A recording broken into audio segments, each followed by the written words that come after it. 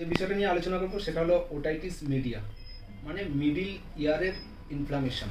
সেটা কি হয় যে আমাদের যে পেটগুলো থাকে, মেনলি আমাদের কম্পেনিয়ান অ্যানিম্যাল আমরা যেগুলোকে বলি, কুকুর বা বিড়াল, এই সমস্ত অ্যানিম্যালের মিডিল ইয়ারের যে ইনফ্লামেশনটা হয় সেটাকে আমরা বলি যে ওটাইটিস মিডিয়া। এটা মোস্ট অফ দ্য কেসেস হতে পারে যে ওটাইটিস এক্সটার্নাল, মানে এক্সটার্নাল যে ইয়ার থাকে সেখানে যদি কোনো ইনফেকশন থাকে, সেটা প্রায় আমরা লক্ষ্য করে দেখেছি যে 80% কেসে ওটাইটিস এক্সটার্নাল যদি থাকে তাহলে সেটা এক্সটেন্ড করে ওটাইটিস মিডিয়াতে আসে, মানে মিডল ইয়ারে ইনফেকশনটা হয়ে থাকে। এটা কখন হয়? যদি আমাদের পেট অ্যানিম্যালের মিডল ইয়ার যদি কোনো ইনফেকশন থাকে বা কোনো ব্যাকটেরিয়াল যদি ইনফেকশন সৃষ্টি করে, সেখান থেকে আমাদের ইনফ্লামেশনটা হয়। তো এই সমস্ত কেস আমরা দেখেছি যে মোস্ট কমন এগুলো হয়, সেগুলো বিড়ালের থেকে আমরা লক্ষ্য করেছি যে কুকুরের এই ওটাইটিস মিডিয়া যেটা হয় সেটা সবথেকে বেশি লক্ষ্য করা গেছে। এখানে কি হয় না, মিডিল যে ইয়ার থাকে সেটা ইনফ্ল্যামড হয়ে যায়, ইনফ্লামেশন দেখা দেয়। এই ইনফ্লামেশনের ফলে সে কী করে, মাথাটাকে নাড়াতে থাকে বা শেকিং অফ হেড আমরা বলি। এই সমস্ত কেসে অনেক সময় যে ফেসিয়াল যে নার্ভ থাকে সেটা প্যারালাইসিসের ক্ষেত্রেও এই রোগটা হতে পারে। বা মিডল ইয়ারের ইনফেকশন আমরা যেটা বলি ওটাইটিস মিডিয়া, এটা মিডল ইয়ারের ইনফেকশন বলি বা ইনফ্লামেশন যেটাই বলি, এটা লক্ষ্য করা যায়। এটা যদি আমরা প্রথম কেসে, মানে যদি ইনিশিয়াল স্টেজে এইটা ধরা পড়ে যে ইনফ্লামেশন হচ্ছে মিডল ইয়ারে, সেক্ষেত্রে আমরা যদি ট্রিটমেন্টটা প্রথম স্তরে চালু করতে পারি, একদম ইনিশিয়ালে কোনো ভেটের পরামর্শ নিয়ে বা ভেটেনারি ডক্টর আমরা যেটাই বলি তার পরামর্শ বা গাইড হিসেবে আমরা যদি ট্রিটমেন্টটা চালু করতে পারি, সেক্ষেত্রে খুব এফেক্টিভ হয়। পরে আমাদের গিয়ে কী করতে হয় যে তার বিভিন্ন টেস্ট দিতে হয়। ওই যে এক্সুডেট যেটা বের হয় মিডল ইয়ার থেকে, সেই এক্সুডেট নিয়ে আমাদেরকে বিভিন্ন কালচার করে দেখতে হয় যে ওই কী ব্যাকটেরিয়া গ্রো করছে, সেই হিসেবে আমরা ট্রিটমেন্টটা দিয়ে থাকি। কিন্তু ইনিশিয়াল স্টেজে যদি আমরা ওই রকম সিমটম কিছু লক্ষ্য করতে পারি, যে মাথা খুব নাড়াচ্ছে, বা আমরা যদি বুঝতে পারি যে মিডল ইয়ারের একটা পেন বা কান বারবার ঝাঁকাচ্ছে, মাথা ঝাঁকাচ্ছে, এরকম যদি হয়, তখন আমরা প্রথমেই যদি আমরা ট্রিটমেন্টটা চালু করতে পারি, তাহলে আমরা দেখেছি যে এটা অনেকটা যে পেট প্যারেন্ট যেগুলো থাকে তাদের কস্ট অনেকটাই কমে যায়। সেক্ষেত্রে আমাদের যে বড় বড় যে অ্যাডভান্স ইমাজিনিং যেগুলো থাকে সেগুলো দিতে হয় না, এমআরআই সিটি স্ক্যান দিতে হয় না। প্রথমেই কিছু অ্যান্টিবায়োটিক্স বলুন বা অ্যান্টিফাঙ্গাল জাতীয় যে সমস্ত ড্রাগগুলো আমাদের আছে, সেই ড্রাগগুলো দিয়ে অনেক সময় কাজ হয়ে যায়। সেক্ষেত্রে যদি প্রথমেই ধরা পড়ে যে আমাদের যে ওটাইটিস মিডিয়া হচ্ছে, সেক্ষেত্রে আমরা প্রথমেই যদি ট্রিটমেন্টটা চালু করতে পারি সেক্ষেত্রে খুবই এফেক্টিভ হয়।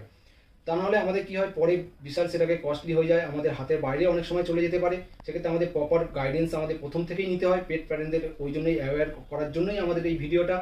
সেক্ষেত্রে আমাদের প্রপার মানে নির্দিষ্ট একটা টাইম ইন্টারভ্যালে মানে ইয়ার ক্লিনজার দিয়ে কী করতে হয়, কানটা ভালোভাবে পরিষ্কার করতে হয়। তারপরে যে অ্যান্টিবায়োটিক যে ড্রপগুলো থাকে সেগুলোকে দিতে হয়। ইয়ার ক্লিনজার স্যালিসাইডিক জাতীয় যে ড্রপগুলো পাওয়া যায় সেগুলো দিয়ে আমরা ইয়ার ক্লিনজার বলি ওগুলোকে। ইয়ার ক্লিনজিংটা খুব ভালো করে প্রপারলি করতে হয়, অন্তত 2 মাস অন্তর একবার করে বা মাসে একবার করে ওটাকে করা যেতে পারে।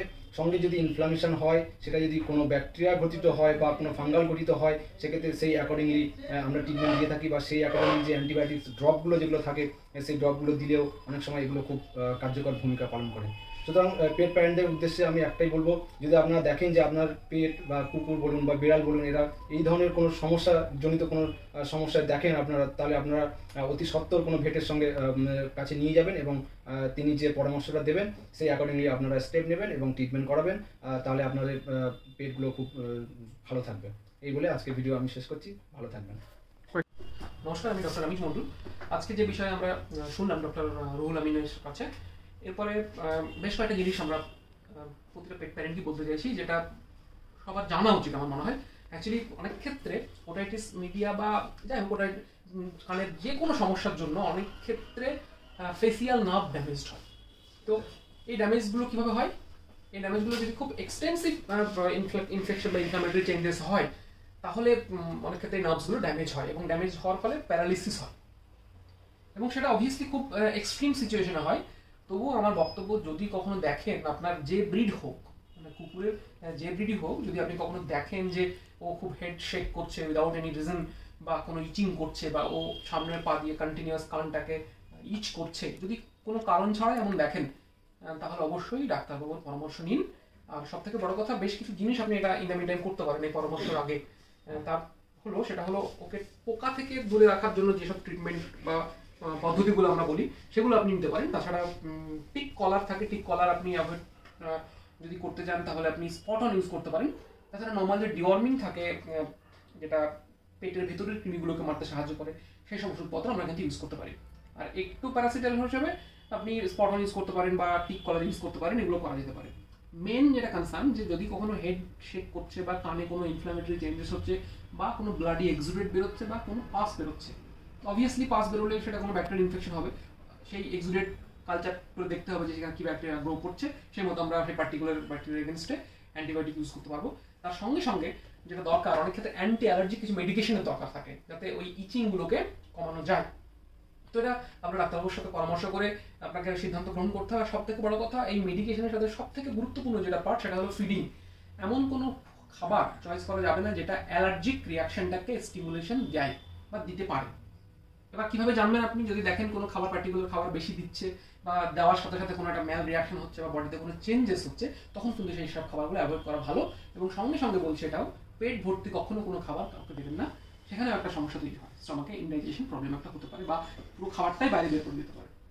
এই জন্য ওষুধপত্র তো বটেই, তার সঙ্গে সঙ্গে আপনাকে ফিডিং গাইডলাইনটা এবং লাইফস্টাইলটা খুব গুরুতরভাবে বা গুরুত্বপূর্ণভাবে এটা দেখতে হবে।